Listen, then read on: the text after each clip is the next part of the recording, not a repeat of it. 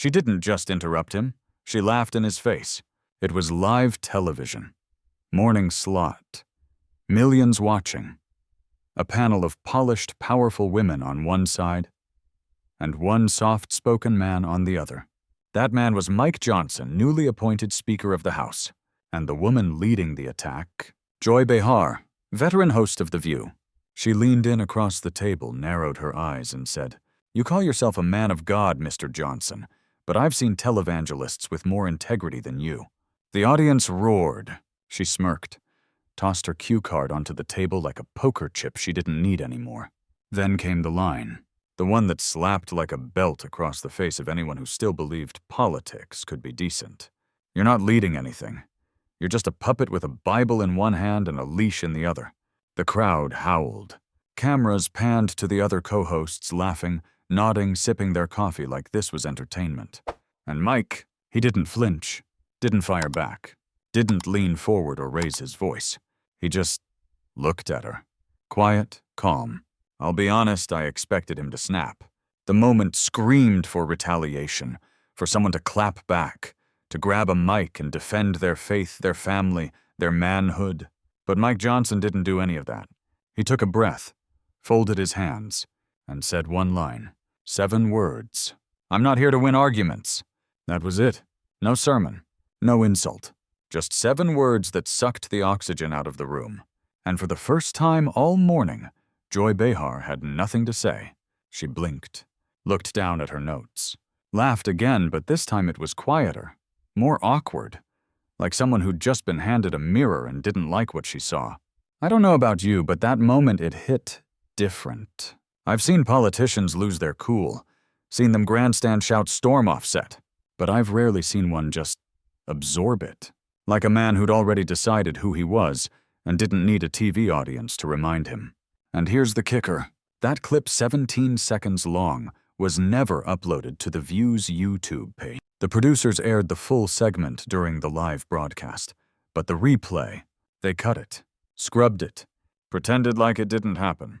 But someone in the audience caught it on their phone, posted it online, and within 6 hours it had more than 4 million views. Not because it was dramatic, because it was different. Because in a world addicted to outrage, one man chose restraint. And somehow that felt more radical than shouting ever could. Now look, you might not agree with Mike Johnson. You might question his politics, his priorities, his past votes. But if you've ever been in a room where someone laughed at your values, mocked your faith, made you feel small just for believing in something bigger than yourself, then maybe, just maybe, you know what that moment felt like. I do. I've lived it.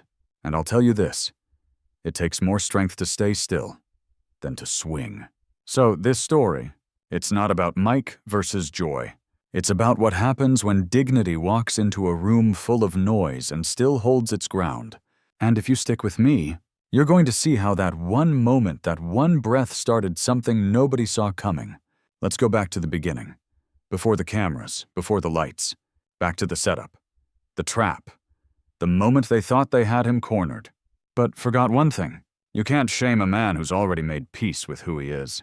It started a week before he ever sat in that chair.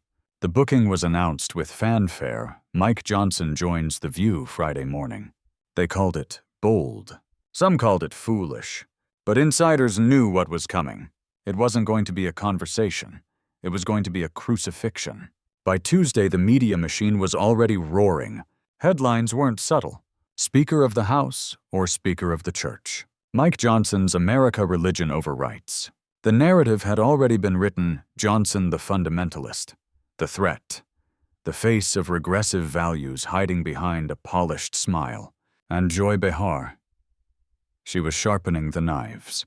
In a behind-the-scenes segment that aired the night before, she joked to the audience, "I've dealt with evangelicals before, but this guy, he's like Ned Flanders. If Ned wanted to outlaw drag shows." The audience laughed. They always laughed. But inside Johnson's camp, there was no panic, no attempt to cancel, no statement clarifying his beliefs. He was going, no matter what they planned to throw. Staffers asked him again the night before, "Do you want us to prep counterpoints?" Talking points. He shook his head. "No, I'll listen. Then I'll speak. It wasn't bravado, it wasn't a strategy. It was something older. Conviction. And it terrified them, not because it was loud, because it was calm. Because the man walking into that studio wasn't there to win. He wasn't there to impress. He wasn't there to convert. He was there because someone needed to be. Because when you hold a seat of power, you don't get to skip the fire, you walk into it. And quietly, privately, Johnson had made peace with what was coming. Because the truth is, this wasn't new to him. He'd been mocked before. In law school, in debates, on the House floor. Once, during a committee hearing, a colleague told him, "Your faith makes people uncomfortable." He didn't flinch. He'd heard worse. Like the night his son came home from school crying, "Dad, the boy said they said you want to ban love." Johnson sat with him on the porch for over an hour. Didn't try to explain policy. Just held him. Told him that sometimes being a man means letting people be wrong about you and loving them anyway. That's the part most people never see.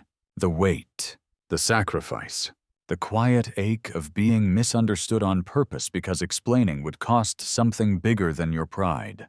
And so when Friday morning came, and the SUV pulled up outside the studio, Johnson didn't rehearse a single line. He walked through the back entrance, alone. Security guards nodded, half expecting him to bring a team. He smiled. "Just me." The staffers were cordial. Kind, even. One intern handed him a mic. Another adjusted his collar. But you could feel it in the room, that undercurrent of tension. Like everyone knew something sharp was about to happen, and nobody wanted to say it out loud. A producer leaned in 5 minutes before air. "They might go hard. Just so you're ready." Johnson nodded. "I'm always ready." And then silence. Not dramatic. Sacred. The kind that comes before a storm. As the lights came on, and the cameras rolled, and Joy Behar turned toward him with that smile full of teeth. Mike Johnson wasn't thinking about ratings, or comebacks, or applause. He was thinking about his son, about the porch, about what it means to sit in the fire and not burn. And that's why this matters. Because what you're about to see wasn't a media moment. It was a man choosing stillness, in the face of a storm he didn't create, but refused to run from. The lights were warm. Too warm. The stage was a perfect illusion. Calm colors, soft cushions, polite laughter. But underneath, the air pulsed with something else. Something colder. Mike Johnson sat at the far end of the couch. His hands rested lightly on his knees. He nodded as the hosts welcomed him. That lasted about 30 seconds. Then Joy Behar turned, eyes gleaming. "So, Mr. Speaker," she began, "are you representing the Constitution or the church these days?" The crowd laughed. A practiced rhythm, a rehearsed jab. She wasn't looking for an answer, she was opening a door, and she walked through it. "You've said America is a nation under God. You've pushed policies rooted in biblical values. You don't think that's a little outdated for a country as diverse as this?" Johnson didn't blink. "I think the founders believed in moral law." Behar pounced. "Which founders? The ones who owned slaves, or the ones who thought women should be silent in public?" The audience howled again. Co-host Sarah Haynes chimed in. "Isn't using scripture to govern a little dangerous, church and state?" He nodded slowly. "I believe in the separation of church and state. I don't believe in the separation of conscience from leadership." That line might have landed in another room, but not here. Sonny Hostin leaned forward. "So whose conscience matters more, yours or the gay couple you tried to block from adopting in Louisiana?" That stung, not because it was untrue, but because it was weaponized. Johnson sat up a little straighter. "My job is to uphold laws that serve children, not affirm every adult's feelings." That's when it turned. Joy Behar dropped the punch. "You're not leading, Mr. Johnson. You're obeying. You're a puppet with a Bible in one hand and a leash in the other." The crowd exploded. Applause, laughter, gasps. She leaned back, proud of it. But Mike didn't move, didn't twitch, didn't even sigh. He looked straight ahead, and something shifted. Just a little. Enough that even Whoopi Goldberg, off to the side, raised an eyebrow. The silence lasted longer than expected. It made people nervous. Joy looked unsure for the first time all morning. Finally, Johnson spoke. Not loud, not angry, measured. "I'm not here to win arguments." And that was it. A quiet bomb dropped into the middle of the noise. The audience hushed. Joy blinked. "Excuse me." He turned to her, gentle but unwavering. "I'm here to serve, and I serve best when I'm steady, not shouting." The room stilled. For one heartbeat, the cameras caught something rare. The look of someone who just realized the punch didn't land. Behar laughed again. But it was different now. Forced. Hollow. Then Johnson added, "I believe every person at this table deserves respect, even if they mock me." That line cracked the tension. Not with fury, with grace. Someone in the audience murmured, "Wow." Not loud, just enough to be heard. And for the first time that morning, nobody interrupted. Because the game had shifted. Mike Johnson wasn't there to spar. He was there to stand. And when a man refuses to fight back when he sits in the fire and doesn't sweat, the crowd doesn't know what to do. They get quiet. They get small. They start to wonder, what does he know that I don't? And that's where this story truly begins. Not with the attack, but with the aftermath. Because while the producers cut the clip and the hosts moved on, and the headlines skipped the silence, America didn't forget. America watched. And America felt something stir. Not politics. Something deeper. Respect. And that, my friend, is where it all starts to turn. It started with a clip. Not from the network. Not from the View's official feed. Just a shaky vertical phone video posted by a 64-year-old woman named Linda Brenner, seated in the third row of the studio that morning. She wasn't a Johnson supporter. In fact, she said so in the caption. "I went to the View taping today. Thought I'd watch Mike Johnson get grilled. But then this happened." She uploaded the 17-second clip. It showed Johnson sitting still while Joy Behar unleashed her line about the Bible and the leash. Then silence. Then Johnson's quiet, steady response. "I'm not here to win arguments." The video ends just as Joy leans back, caught off guard. That clip, it hit like a thunderclap. By noon, it had 1.2 million views. By dinner, nearly 9 million. But it wasn't the view count that mattered. It was the comments. "I don't agree with his politics. But that was dignity. This is how my grandfather handled being attacked, calm, quiet, strong. Maybe we've forgotten what restraint looks like." And just like that, the story changed. Not because Mike Johnson changed it. Because people watching did. And then came the twist nobody saw coming. That night, a former producer from The View, someone who'd left the show 2 years prior, posted a thread on X. She'd seen the viral video, recognized the body language, the way the hosts shifted. She wrote, "I used to help coach guests for The View.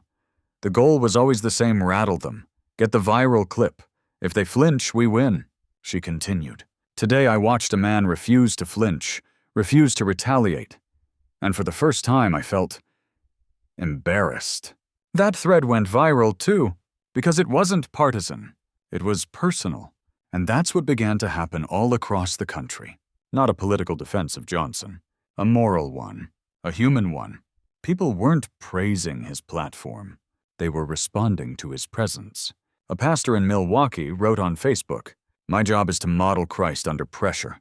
Today I saw a politician do it better than I have in months." A retired Navy veteran in Jacksonville left a voicemail on Johnson's office line. "You didn't swing. You stood. I don't agree with half your votes. But son, I'm proud of you." And then the real surprise. A short video posted by someone inside the View's own studio team. Blurry dark taken behind the set. It showed Johnson sitting alone 10 minutes after the show ended. No aides. No press. Just him in a corner chair reading a worn paperback Bible. The caption read, "He sat like that for a long time. No one noticed. But I did." That was it. No hashtags. No politics. Just a glimpse. But in that glimpse, something sacred leaked out. Because while the rest of the world was busy debating, mocking, defending, canceling, Mike Johnson was still. And people felt it. And that feeling, not the facts, not the tweets, is what began to break the narrative apart. Not because he tried to prove anything, but because he didn't have to. And when someone doesn't need to defend themselves, you begin to wonder what kind of strength they're drawing from. That's when people start to listen, really listen.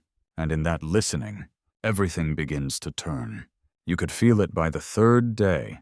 Something was shifting. It wasn't just the numbers, though, they were staggering. The viral clip had crossed 12 million views. The comment threads were thousands deep. But the real shift, it was in the tone. People weren't mocking anymore. They were reflecting, reconsidering. A middle-aged mother from Wisconsin posted a video on Facebook. She wore no makeup, no filter, just tears in her eyes. "I don't like his policies," she said softly, "but I've never seen someone take that kind of humiliation and respond with grace. That touched something in me." Her voice broke. "I don't know if he's right, but I know I want to be more like that." The post was shared over 400,000 times. It wasn't politics anymore. It was personal. Stories poured in. A barista in Boston, a retired Marine in Utah, a school principal in Atlanta. Different cities, different beliefs, but the same confession. I saw something in him I wasn't expecting. Then came the open letters, first from faith leaders, then from veterans, then from people who had never voted for a Republican in their life. One read, "I've spent years rolling my eyes at Christian politicians, but for the first time I saw someone live out his faith, quietly." Another, "I don't care if he never passes a bill. I just want my sons to watch that clip." And then the most unlikely voice of all. A young LGBTQ activist from San Francisco, known for her scathing critiques of conservatives, wrote a column titled, "The Day My Enemy Acted Like My Father." She described watching Johnson's interview by accident. "I expected hate. What I saw was heartbreak. And then peace." She ended with this, "I don't agree with his votes. I probably never will. But I saw something rare, a man who didn't defend himself because he didn't need to. And somehow, I felt safe." That's when national media took notice. CNN ran a segment called "The Power of Quiet Dignity." Even MSNBC called it a reminder of the rarest political trait, restraint. But Johnson still said nothing. No press tour, no self-congratulation. He went back to work, attended committee hearings, spoke on the floor, but never once referenced the moment, because the moment wasn't his to use. It was ours to remember. That's what made it grow. Not by campaign, by conscience. Not by strategy, by stillness. And in that stillness, America remembered something it had nearly forgotten. That strength doesn't always shout. Sometimes it just listens. And sometimes when we least expect it, it teaches us how to listen too. It happened in the least likely place, a grocery store, suburban Louisiana. A quiet Thursday afternoon. Johnson was picking up chicken broth for his wife, who was sick with a head cold. No security, no entourage, just him and a red shopping basket. He was standing near the canned vegetables when a man approached him, tall, stocky, wearing a faded work jacket. He looked angry. "You're Mike Johnson." Johnson nodded. The man didn't smile. "I watched The View. My wife made me." A pause. Johnson waited. The man stared, jaw set. Then his voice broke. "I used to think guys like you were the enemy." He looked away. "But that day, you reminded me of my father." He reached out his hand. They shook. No cameras, no recording. Just human. That story never made the news. But it didn't need to. Because stories like that were happening everywhere. One by one. Quiet, consistent, like ripples on water. The effect wasn't loud. It was holy, and it climaxed on a Sunday morning. A church in Charleston, one of the oldest black congregations in the South, opened its pulpit to guest speakers during its Community Unity Day. A 72-year-old bishop stepped up and said, "I watched a man take a public beating on national television and not return fire." He paused, looked over the crowd. "I saw Jesus in him." That quote lit up the religious corners of the internet. Not because of doctrine, because of dignity. Within hours, it had reached small-town newsletters, family Facebook groups, group chats between pastors. And all of them said the same thing. "That's what it looks like." Even pastors who didn't agree with Johnson's politics said it. Especially them, because they weren't watching a politician. They were watching an example. And when examples rise in the middle of chaos, people notice. People remember. The next week, Johnson received a letter. Handwritten. It came from a mother in Vermont, a self-described atheist who'd lost her son to a fentanyl overdose. She wrote, "I've cursed God every day for 3 years. I don't believe in your Bible, but when you sat there and didn't defend yourself, I cried. For the first time since I buried my boy." She ended it with, "Thank you for reminding me what peace looks like." That letter never made it into a campaign ad. Johnson folded it gently and placed it in a drawer next to his desk. He read it once more, then went back to work.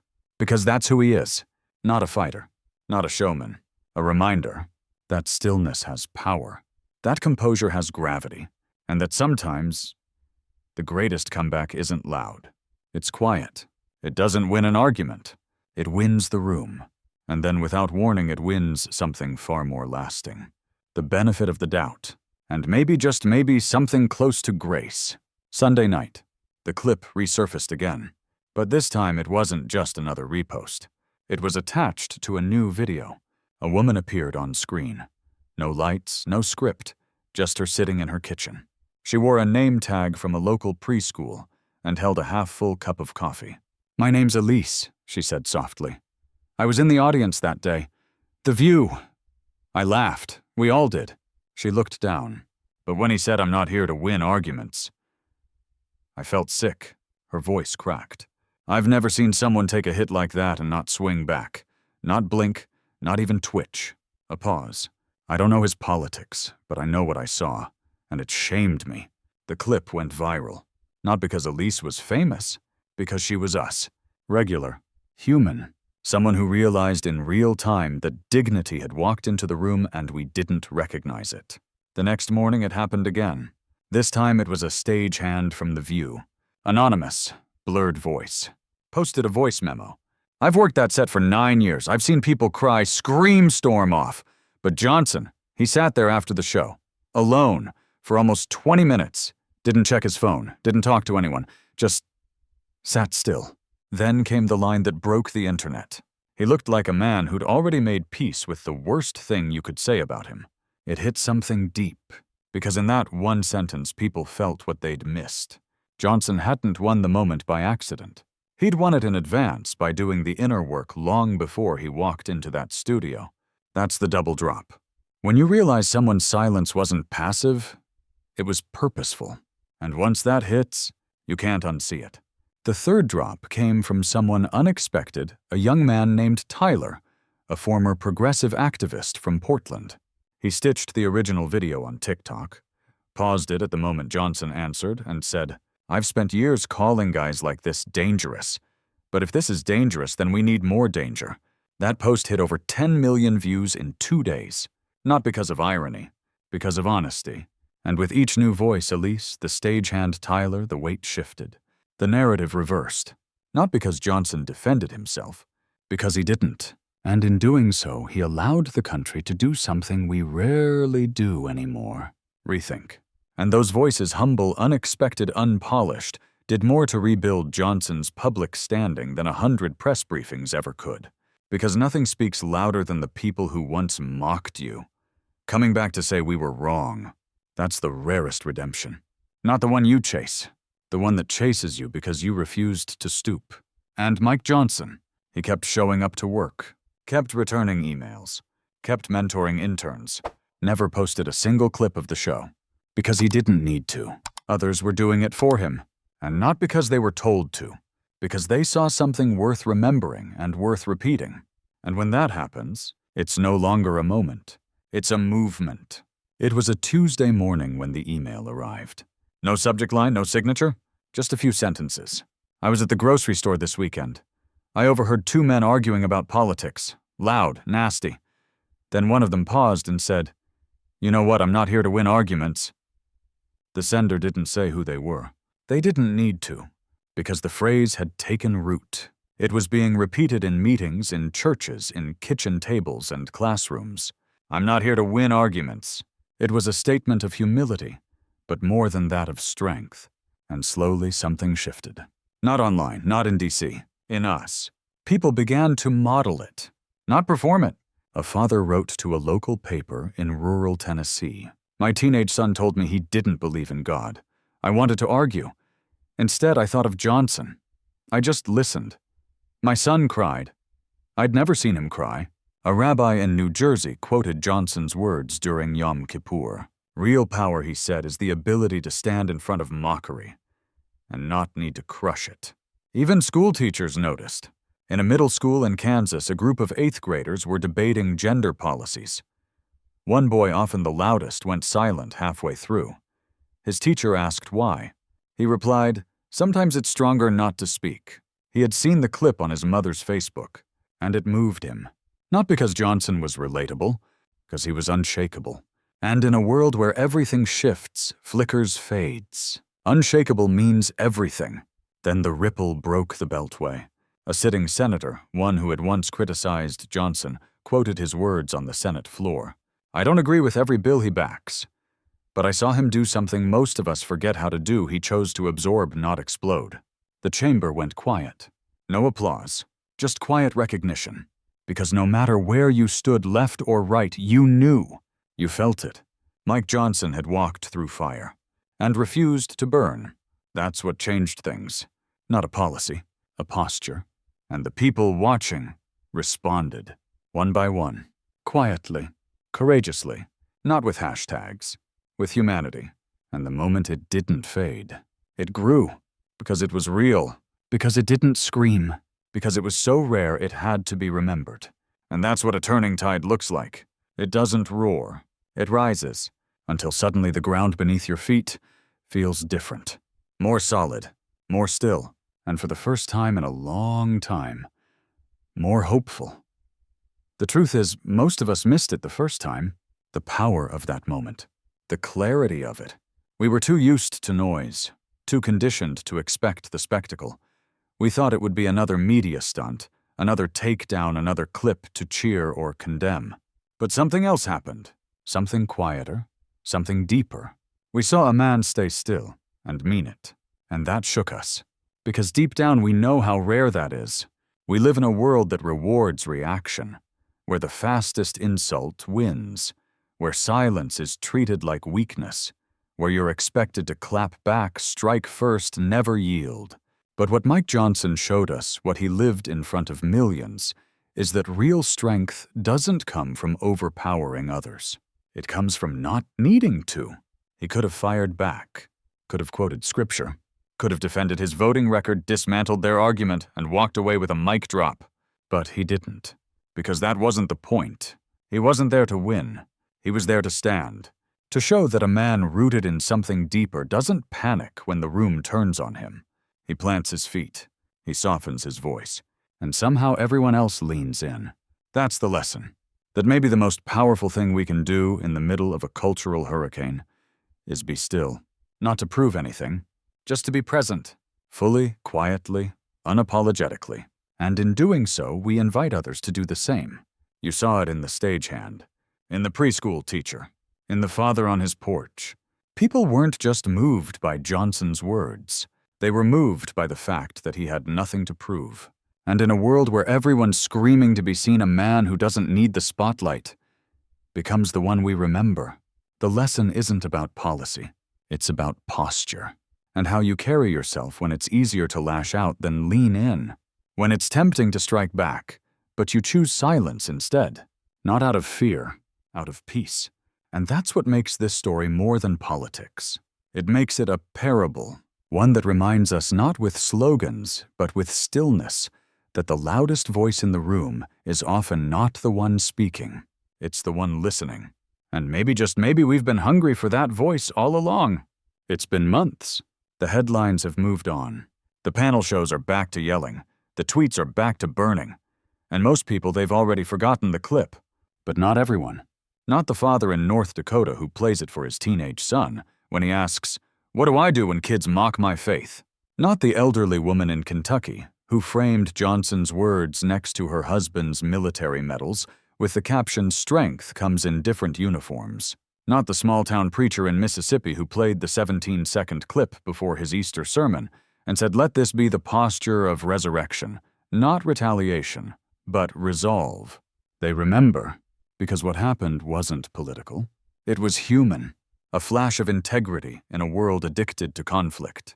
A reminder that not every public moment needs to be a performance. Sometimes it just needs to be real. The kind of real you can build on. The kind of real you point your children toward.